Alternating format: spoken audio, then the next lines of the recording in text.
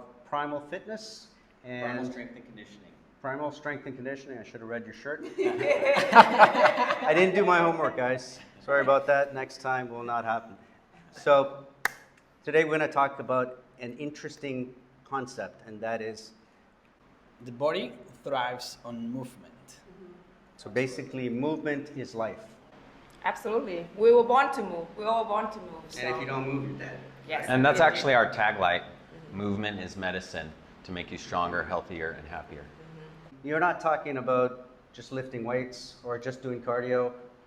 You've got something else. This is a bit of a different way of training, right? So our concept, our philosophy around movement is it's more of a discipline versus an exercise or just going to work out.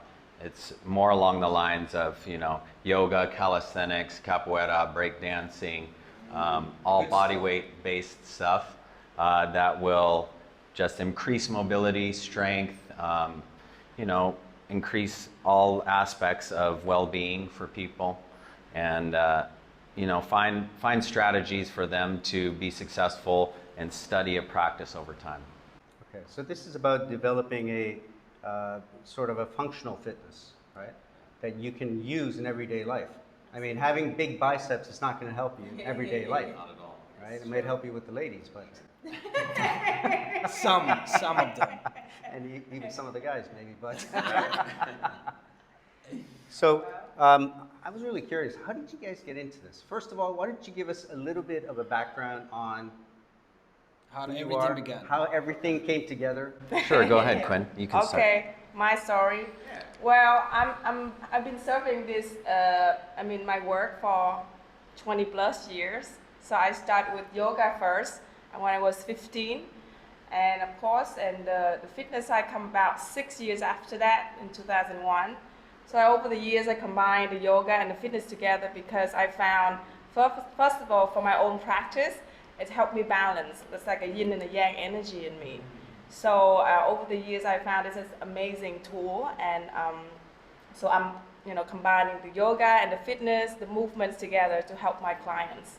Yeah, and of course, working on my own for so many years, and then I've been dreaming of having my own place, and this guy show up through a mutual friend. So we sit down and we share our ideas, our vision together, our purposes, and we feel like we have the synchronization there. So then let's make it happen.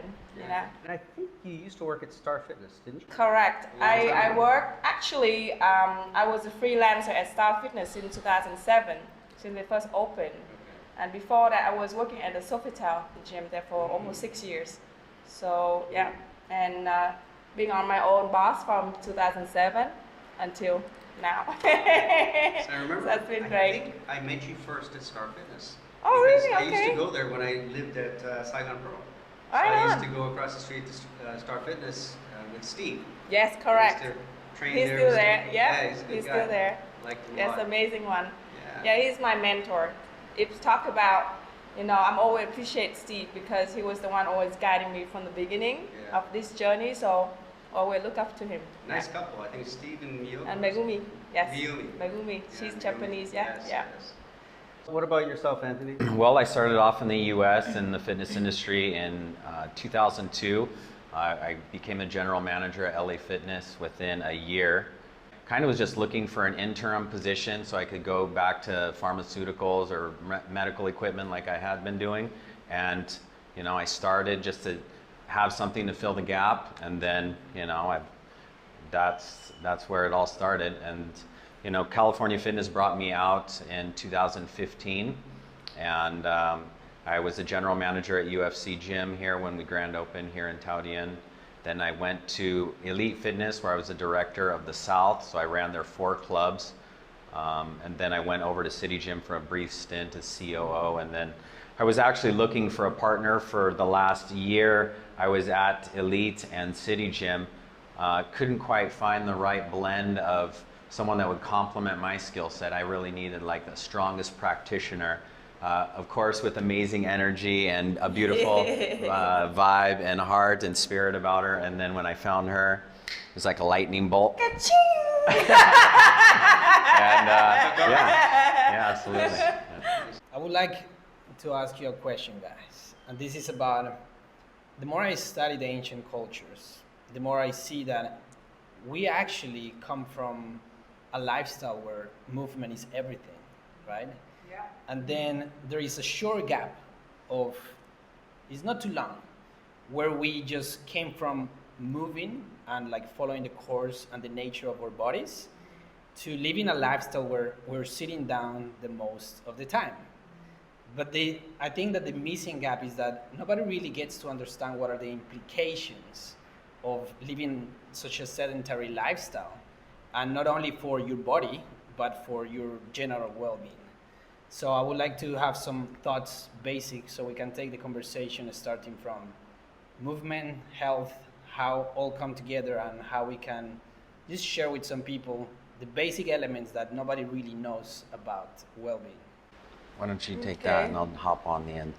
Okay, that is a pretty long question. I like long questions. Okay, so basically, as I understand, you're asking about why and the importance of movements as bringing out the best in our well-being. Yes. Well, first of all, with about almost 20 years of practicing yoga, you know, like when I started, I'm very blessed at a very young age, and it's like it's giving me the opportunity to explore my own body, you know. And then like when you start practicing at young age, you know, things getting so easy, like because you was more flexible at the time, and the movement, it seems so much like less challenging. So as I get older now, like almost 20 years later, I start seeing the challenge of like the joint, the muscles, everything change. And then with my clients, they all come in with the same issues like tight hips, shoulders, and then it's not just the body itself, but it's linked to the emotional health, you know, like your emotion stuff, you got stress every day, you sit all the time, and all kind of madness in your daily life, and also it's blocked your body as well. So then, you know, like, it's make me realizing like, to be able to feel happy and have that sustainable happiness in the long run, you need to move your body. It doesn't have to be like fancy move. Just learn something basic and learn to breathe properly, you know? So that everything it starts, and then that's one movement, it's so important, you know, when I teach my people. And then once they start understanding their body and combine with the breathing, they realize how amazing it can awakening their emotional and mental health. And then also can link it to their spiritual health as well. So, yes, and then we all know we're born to move, you know. We start everything from the ground. So like as a Vietnamese, you know, I remember back in the day, we had no chair. So everything has to be on the floor. We clean our vegetable, we wash our clothes, squat down the floor, and then eventually the modern life, we have so many things and people forget about all that. And all of a sudden, hip pain, back pain, all kinds of pain coming along. So now take everything back to the basic, and that's where it's all the foundation from. So learn from the foundation. Some people only wear the fitness at their gym, but then what happens the other 23 hours of the day I know, right? that you're outside of the gym? And I really view the body as an antenna, okay? And you need to have alignment and mobility of all these different directions, be dynamic in order to receive all the downloads, right? The average person is going to gain 1 kg per year after the age of 30 years old. So it's super important that when you hit that specific benchmark in life, you increase your movement practice, your activity level. So for example, Jay has a daughter and she's just 1 year old. Tell us, what do you see about the movement of a baby and how the difference that you were not expecting to see? Oh, like, I mean, for me, this is the first kid, so I don't have any experience of how fast kids develop or anything, but she's 1 year old. A month ago, she couldn't walk, and now she's walking all over the place. And she does things that are so difficult for me, like she squats. Like you were just talking about, like, you know, Vietnamese people, they can sit in a squat and stay like that for hours. She does that naturally, because I think that's the way you're naturally supposed to be able to move. But your body gets set into these, it gets rigid into these positions, like sitting or lying on a couch watching TV for half your day. And so I think your body is capable of so much more movement than that, but it's our lifestyle that just kind of makes us tight. And all of a sudden now I've got these tight hips. I get back pains. You know, I'm lucky I've got this watch because it tells me to stand up every hour for a minute or two. We're animals, right? Animals don't need to go to a gym to work out. They just need to move. And that's where I guess the name Primal comes from, right? We're going back to nature and our natural ability to move.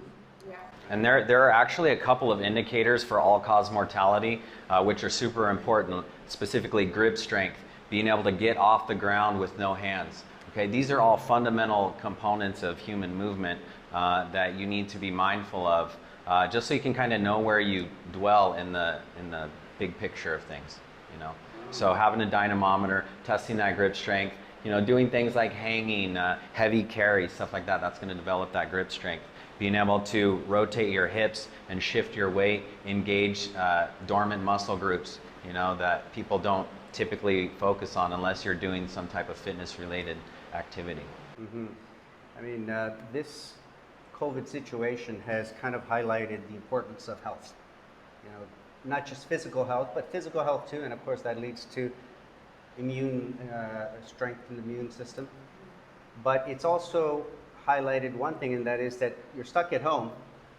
After a while, you start to realize, you know what, I have no excuse. If I want to stay in shape, I can't rely on having to go to the gym. I could do something right here. And I've noticed, and I've been listening to, you know, other people's podcasts and stuff, and talking how people are talking about doing Zoom sessions with their fitness coaches and this and that. I mean, you really have no excuse nowadays. That's absolutely poured gasoline on the online delivery model. And everybody is rushing to deliver quality and tons of content in that area. So there's going to be tremendous growth there. And nothing does quite match the connection, the environment of working one-on-one with a coach in a personal space. But you can see that people are trying to bridge the gap and find a solution. I personally had experience of throughout the lockdown time. I was teaching classes through Zoom as well. Mm-hmm. And of course, that was a nice way to still keep in touch with, you know, the family peeps, you know, keep them, you know, healthy and active at home. All you need is your body and a mat. Okay, if you don't have a mat, I'll send you a mat. So then keep them moving. And we do like 30 minutes, 40 minutes movement. And they really, really appreciate it, you know. So, and like you just said, of course, it's the human connection is important. It's like you build a community, so they like to come and mingle with people they know, and you know, they share their days, just chit-chatting, also a nice fun as well.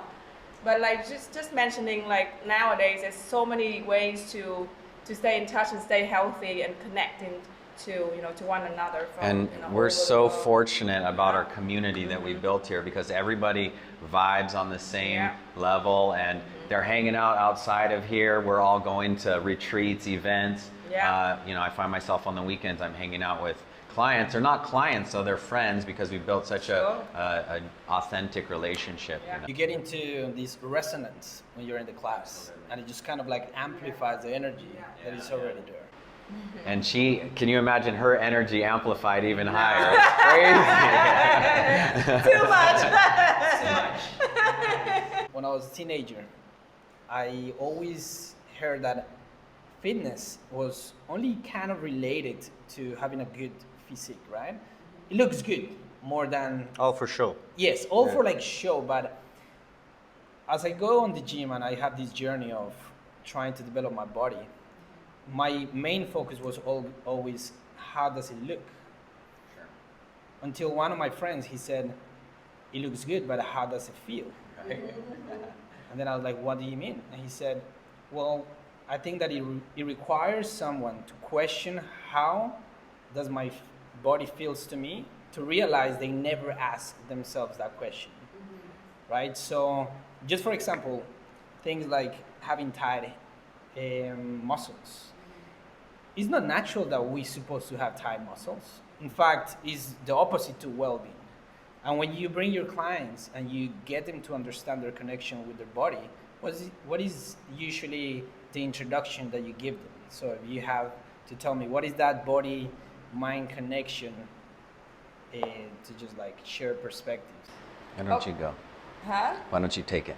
He likes me to take over. Take all the hard questions. Ladies first. I know. Oh, I'm happy. I'm happy. Why Fine. don't you say it first? I would chip on. How about that? Yeah, sure. There are plenty of fit, sick people out there, right? That they just base the way they feel on the aesthetics, but they're not listening to their body.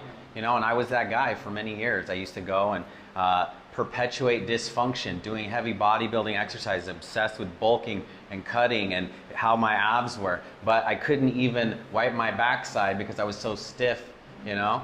And that's no way to live. You know, at some point, you either wise up or you stay stuck in that paradigm of diet and exercise versus what we preach here, which is nourish and move.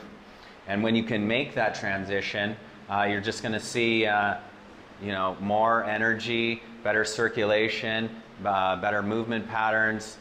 Everything changes and everything gets better. And especially now being in my 40s, it's more important than ever that I'm addressing these shoulder, hip. You know, I have recurrent or injuries from every major sport up the right side of my body. And if I were to have neglected that for another 5 years, maybe I couldn't have been able to overcome them, you know, and they're still nagging. They never go away. That's the thing people don't realize. Like, whenever you try to take your health and fitness back, every little thing you've done up in your life, major injury-wise, will still be a factor that you have to take into consideration. When did you make the transition from being like a person who's really into it for the aesthetics and then more into it for the actual health aspect of it? Yeah, that would have been maybe about 3 years ago. I had to have a surgery, and then I came out of it, and I just decided to go a plant-based diet and just do calisthenics, body weight training versus you know, lifting weights. And that kind of started my journey down this avenue of movement and calisthenics. And you know, for the first 37 years of my life, I was stuck in that paradigm, you know, working for the big boxes, and you know, that's what the mainstream fitness industry kind of promotes, right? And they can sell you a lot of products if you stay in that paradigm. You need your BCAAs, you need your pre-workout, you need your post-workout protein, and then you got to bulk now, so you got to eat more. Take these extra vitamins, take these extra supplements, and you know. It's a good business model. No, you know, it is if you're not seeking, like, if you're just purely profit driven, right? Exactly. But when you start thinking big picture, you know, you just take a different approach. And my family, you know, I go back and I visit them, and you know, we go out to a restaurant and they go, "What are you going to eat?" They ask for me to order first, and I don't want it to ever be about that, you know, unfortunately. But you know, when you get stuck in making those same decisions and those negative patterns time after time, year after year, it's, you know, it's hard to break those. And for me, I think, you know, something life-changing was I had a surgery, right? So I came out of it with a fresh mindset that I wasn't gonna, you know, put certain things in, and I wanted to just change some things up. So I think, you know, the parents, it was easily to kind of go the opposite direction when, you know, both of my parents are smokers and my dad's obese, he's had a heart attack, you know, and when you see such poor or bleak health outcomes for the people that you love the most, then it really, like, is a kick in the ass to say, hey, you don't want to be like that, you don't want that to happen, you know, and love them for who they are, try to help them and support them make better decisions, but at the end of the day, still I'm responsible for my own. When you see it that close up in your family, then it really hits home, right? I was recently listening to a podcast with Kevin Hart on Joe Rogan Experience, and he was talking about how he had this life-threatening car accident last year, and he's always been into fitness and all of that, so he's always been in fairly good shape, but after he had the accident, he almost died, and he broke his back in several places. They said that, forget about walking, you're not going to walk. And he said, no, that's not me. I'm not going to be a guy who doesn't walk. And within months, he was taking his first steps, and now it's been like a year, and he's 98% back to normal. That's what he says. And he said that what I did was I actually started doing a plant-based diet, and I started working out more. He was always into working out for the right reasons. He was never a bodybuilder or anything, but he said he started working out in ways that were more about movement and just getting to be a normal person who can move normally. And then he just built on that and built on that. And he said that he didn't even require a lot of the pain medications, because he said he didn't want to develop an addiction to those, because that's what can happen easily. And he said that I thought I'd give real health a chance. And real health meaning movement, plant-based diet, and really not putting any shit into my body and spending time with good people around me, especially my family. And he said, I can't believe where I am now in a year. So, I mean, it doesn't take a lot of time to really see amazing results. And he also said that because he had put so much time into his fitness, he survived that accident and was able to make this recovery as opposed to someone else who was probably, would have died. Yeah. And we've seen it countless times, the power of the mind, like when you come out with a new paradigm, maybe like Dr. Joe Dispenza will go down that path, and he has a few books I've read that or similar, share a similar story of him breaking his back, getting hit by a car in a triathlon race, and then being told he'll never walk again, and then just the power of meditation in his hospital bed, connecting the pieces of his spine together. He's able to overcome like extreme adversity like this. Yeah. I remember my yoga teacher used to say that training the body is way easier than the mind. The mind is a complex piece. So, so that's the reason why I always tell my people here that, if your body today doesn't feel like, like doing the high workout, that's okay as long as you're here. You already make that commitment. So let's just move a little bit. Everybody have a habit, they're gonna whine a little bit and complain this, complain that. They say, okay, I listen to everything, so let's just move and break it all that. The moment after 10 minutes they move, it's gone. The face light up, the face, the eyes become more bright. So that is very important, even 10, 15 minutes daily. And just move right, doesn't have to do nothing fancy. So, and that is the element people take home. And so they realize it's the important is the mental health and the emotional health. That's more important than just the body, the look of the body, So they say after the lockdown, we're getting 1-2 kilos. So what? Now let's just work it out, Now you're here, it's all like your mind is strong. You're here, you make that commitment.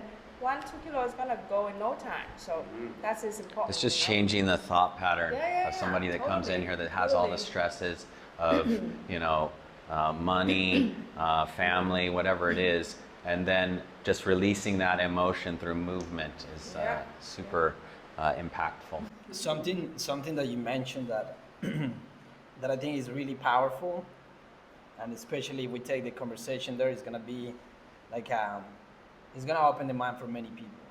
And that's kind of this idea that you're talking about the supplement industry, right?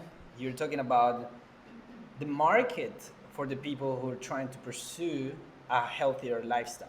It's so big. It's so big just because most people are sick. That is the problem.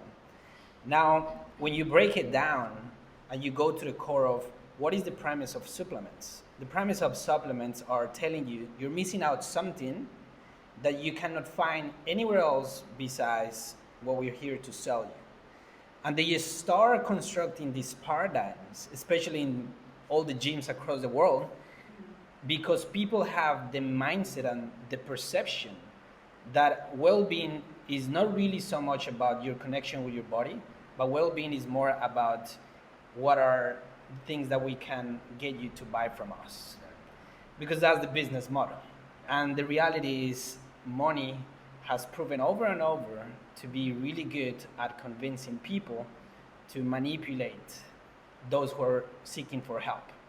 But then when somebody comes from this mainstream media or this mainstream way of looking at fitness to a gym like you, they discover a completely different paradigm, because the perception of how you see what truly well-being is, it is not compatible from what they have learned their whole lives about fitness. So how do you break that pattern when somebody comes and they say, wait a second, movement? Why is that important? I mean, I'm here to kind of put the weight and to kind of grow it and to feel the pain. So I work with a couple of bodybuilders, and that's the most, I'm not laughing at them, I'm laughing with them, even just make them feel you see, it doesn't matter how many 100 kilos you lift. I only need to work with your body weight. All you need to do move your body effectively and smart. So this way, if you ask them to stop lifting weight, they won't. But help them to understand the movement, So and help them live better to avoid the injuries, you know, down the road. So to coming to that point, like the people that come here, that 80% of our people more like not the kind of into, I want to be massive guy and looking huge, you know, like that. They're all about coming with, I want to feel good. I want to just feel good and wake up alive. So with that mentality, so then our target, our crowd is more like mid-30 to about mid-50 around. So completely different mentality when you look at fitness in general. Yeah. And in fact, the truth is our concept is quite new for the community because they still, you know, stuck with, you know, lifting weight, doing heavy lifters to make it like, you know, I'm powerful. But then we have a strong belief that this is a new Newer concept. a new future of fitness, you know. Learn to awakening that power within you. You are your own machine. You just need to know how to tap into your own power and use it, you know, and you can take it to the rest of your life. You don't You're need not selling them that power. It's already there. You're only I only need to remind them it's already there. You know, like the beauty of my work is like some people they have the limited belief that they can't do this, they can't do that. So kind of like you haven't done it, you haven't tried. How can you say that you cannot? Why don't you try it now? Let's just close your eye for a second and imagine you're already there. You know, I'm using that the NLP, you know, the training I had before, and just visualize that power is already there and you already achieve it. And ka-ching, they did it, and they said, really? I just did it? Yes, of course, you did it. I just stay here and remind you that, you know. And the you have best all thing that about power. it is they give us all the credit when they look amazing and they did all the work, you know. They are the pre-workouts, there are the post-workouts, and there are all the supplements that they have been telling them is outside of them, but the real power that you're talking about It's very simple. It's just movement and nutrition. Yes, you know, correct. if you can move those two big stones, that's gonna, you know, take up 80% of it. You know, supplements are exactly that. They should be supplementary. And I don't tell my clients to take any supplements. Maybe when you're on that, like, you know, 5-10% fringe group of clients that are already in amazing shape and they just want a little bit something healthy, number one, that's going to be sustainable, and just give them a little bit, they want to feel it, right? They want to see the difference. So it's about, you know, low-hanging fruit, bang for the buck, what they can get, you know, that's going to be something they can stick with that's healthy for the long term. Mm-hmm. And I think it's really important to make this distinction about, like, even 10 or 15 years ago, probably even less time than that, the perception was that to be fit, you had to go to a gym and have these muscles and all that, especially if you're a guy. And now the truth is actually that a lot of these guys that are bodybuilders, not just the professional ones, but even the professional ones, are sometimes among the most unhealthy people. Absolutely. Not just because of the steroids and all of that stuff that they take, just the nature of the sport itself. Like unnecessary stress on the joints, muscle imbalances, you know, sometimes they got their stomach sticking out and they still got a six-pack. It's just not a very sustainable type of way to live. And there are some guys who used to be bodybuilders, like, you know, Dorian Yates. Of course. He used to be a monster. Yeah. And now he's Massive a yogi. monster. Yeah.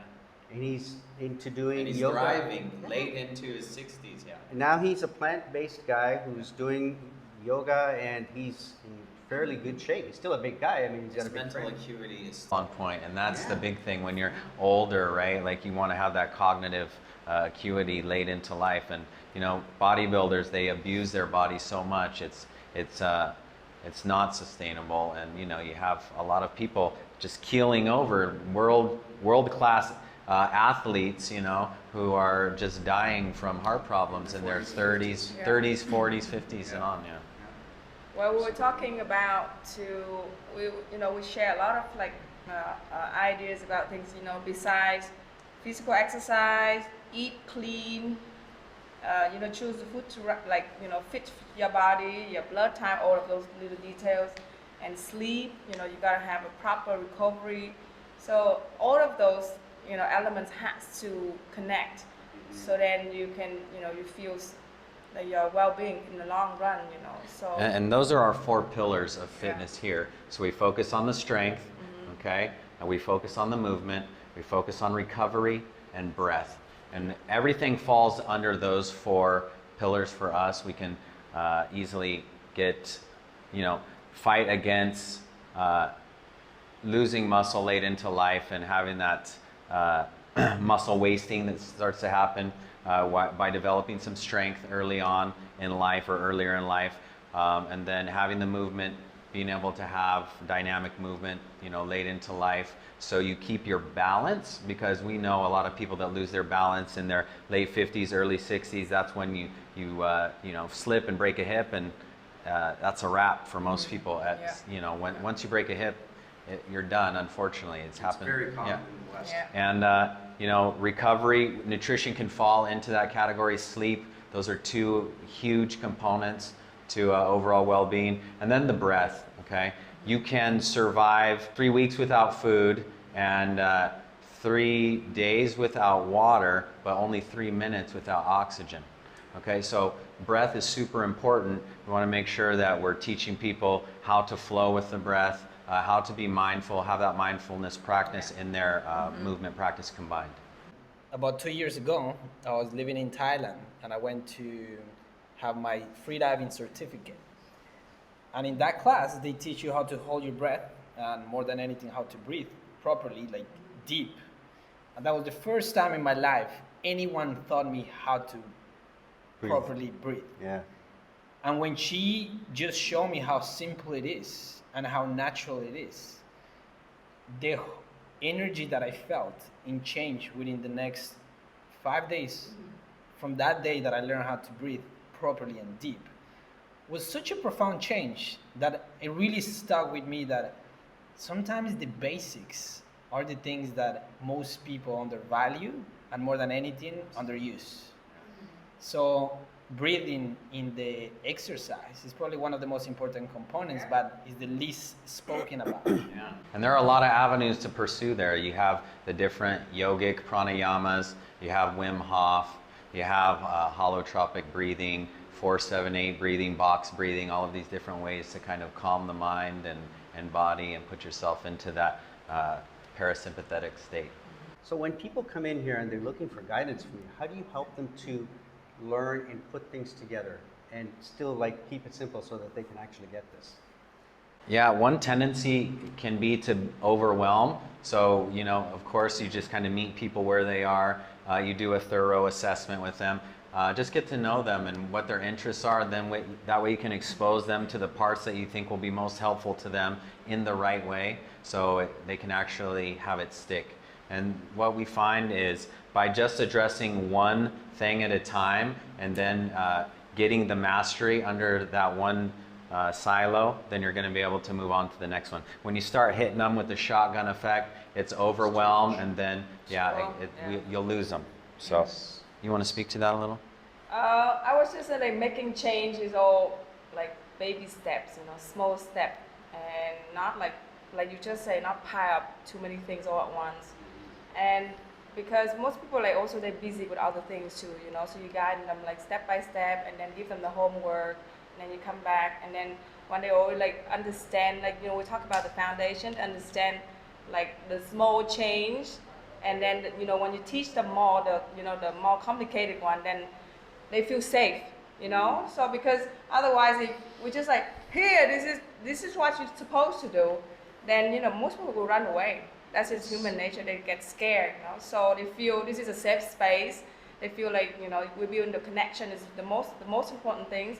And then, like, when they start feeling like they can be friends with us, and they start open up with other layer of their concerns, and that's where we know, you know, slowly we can get a little bit deeper into what they need, and then offerings, you know, slowly. So that is an adventure, actually. It's a journey, not just like a short-term goal. We talk about long-term goal, but the most important thing, we build that connection is important. So we're very blessed that people come here, they all have that feeling that they can feel like a family. So it's a small community, so that we like to build that. It's very important for us here, you know. So That's what kind of makes it special, right? Because when you go to a big box gym, yes, like, you know, the one that I go to, it's just like there's 20 personal trainers. You don't feel like you're special or anything. You just feel like you're a number. You don't feel like you're a part of anything. But here you have this, it's almost like a, it's a tribe. Like people go to India to find a guru to learn yoga from or something. They're part of a small group. They get a lot of interaction and feedback, and it's like you feel a part of a group that grows and lives and learns together, and people need that. Yeah, our engagement is super important to us. If I don't see someone for a week, I message them directly and I'm saying, hey, how are things coming along?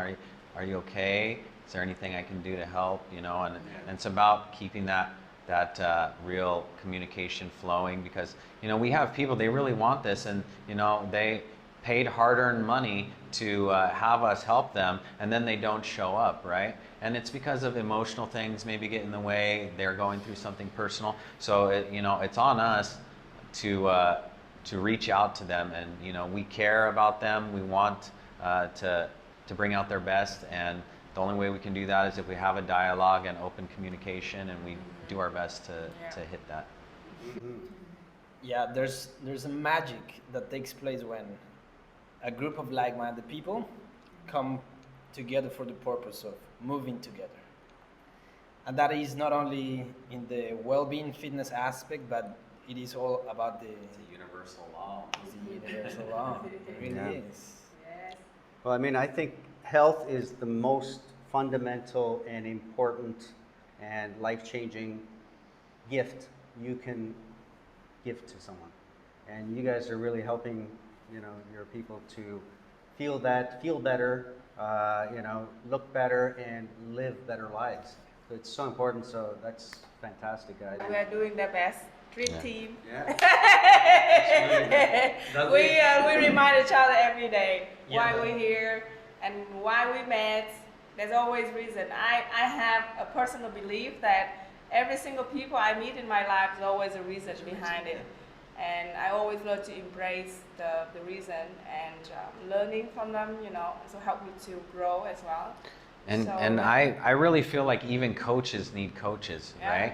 So coaches need mentors, they need other coaches. She's helped me tremendously in fixing small postural deviations in my body, and she just makes me better all the time. So I try to reciprocate that. I try to make her stronger or give her that extra push she needs. She's very good in that regard for me, and hopefully I am for her. So.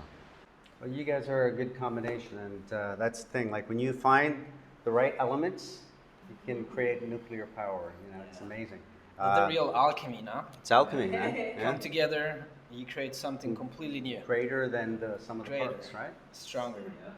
Yeah, that's the reason why we decided to have this meeting with you guys, because the energy is out of this world. More than anything, we understand that you want the real well-being, and it is something we need to start moving forward more than ever before. Yeah, and this podcast is just a part of that. We are trying to create a community of people who are interested in important subjects like health and well-being, and we can create a community of genuineness, openness, and learning from each other. And that's what we're trying to do here. But bringing on people like you guys really helps us to put together all these pieces that help us to have a better life. No one's got all the answers. Need one another. That's Yeah. that's the way it is. It is. I'm very honored to be part of this. Thank you. Thank you, guys. It's been amazing. I'm sure we're going to have a chance to maybe talk again sometime. Very and soon. maybe even you guys can show us some stuff, or we can see some of your classes Absolutely. in action. Yes, of course. But this is a great intro to these amazing people Fantastic. and what they're doing here. So thank you for Thank you, being here. guys. Appreciate it, guys. Appreciate it. Thank you so much. Thank you.